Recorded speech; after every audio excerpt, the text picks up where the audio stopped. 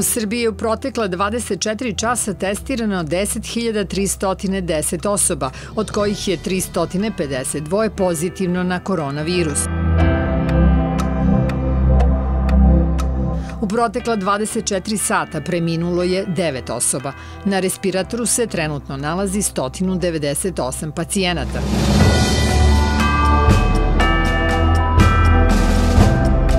Broj aktivnih slučajeva u našoj zemlji je 4.722, dok je ukupan broj registrovanih slučajeva 21.605. U Srbiji od posledica koronavirusa prema zvaničnim podacima preminula 491 osoba.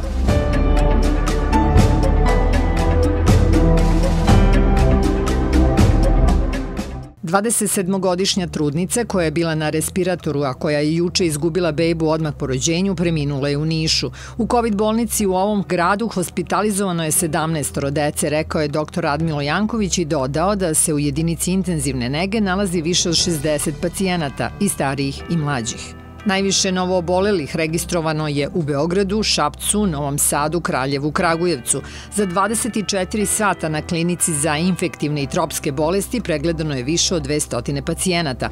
U Beogradu su kapaciteti reorganizovani tako da mesta ima i za nove pacijente.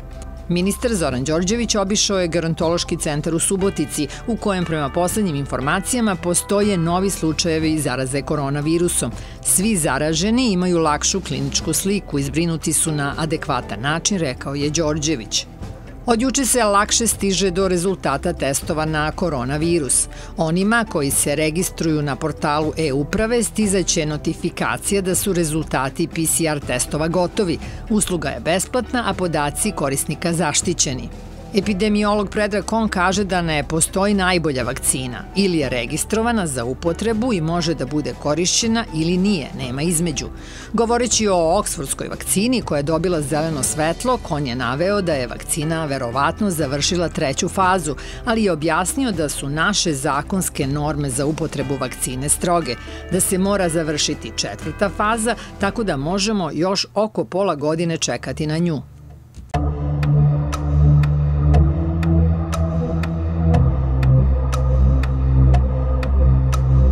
Skoro 230.000 slučajeva koronavirusa potvrđeno je samo u jednom danu, i to 20. jula. Ukupan broj zaraženih premašio je 14,3 miliona, dok je 603.000 osoba preminulo od posledica virusa, saopštila je Svetska zdravstvena organizacija. U Brazilu je registrovano 20.257 novih slučajeva zaraze koronavirusom tokom poslednja 24 sata, saopštilo je Ministarstvo zdravlja te zemlje.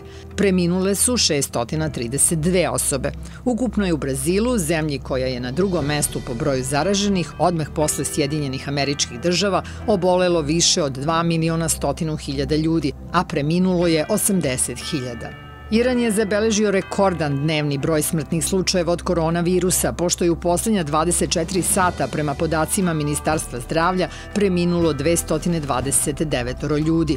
Od početka epidemije u Iranu su od koronavirusa umrle ukupno 14.634 osobe, a infekcija je potvrđena kod gotovo 300.000 ljudi. U Rusiji su u protekla 24 sata potvrđena još 5.842 slučaja koronavirusa, tako da zemlja drugi dan beleži manje od 6.000 novih slučajeva infekcije. Ukupan broj inficiranih sada je 783.000. U Bugarskoj je potvrđeno 196 novih slučajeva COVID-19, a ukupan broj zaraženih dostigao je 9.000.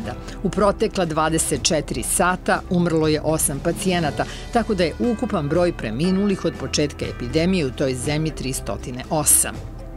U Sloveniji su juče potvrđena 24 slučaja koronavirusa od 914 testiranih građana, što je najveći dnevni porast od 10. jula. Od koronavirusa preminula je još jedna osoba, pa je ukupan broj smrtnih slučajeva od početka epidemije 114. Američki predsjednik Donald Trump objavio je na Twitteru svoju fotografiju sa zaštitnom maskom na licu i indirektno konstatovao da je nošenje zaštitnih maski patriotski čin. Trump ni ovoga puta nije mogao da izbegne da novi koronavirus nazove kineskim virusom, iako je u više navrata kritikovan zbog toga. Svi putnici koji lete za Kinu moraju da pruže na uvid potvrdu o negativnom testu na koronavirus pre ulaska u avion, saopštili su nadležni. Na dan leta rezultati testiranja ne smeju biti stariji od 5 dana, saopšteno je iz Nacionalne službe za civilno vazduhoplovstvo u Pekingu.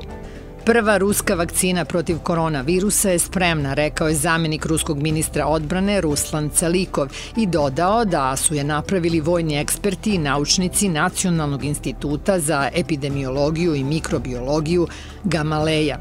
Dodao je da su obavljene poslednje provere i testiranja, da su svi dobrovoljni primaoci nove vakcine razvili imuni odgovor na koronavirus i da se dobro osjećaju.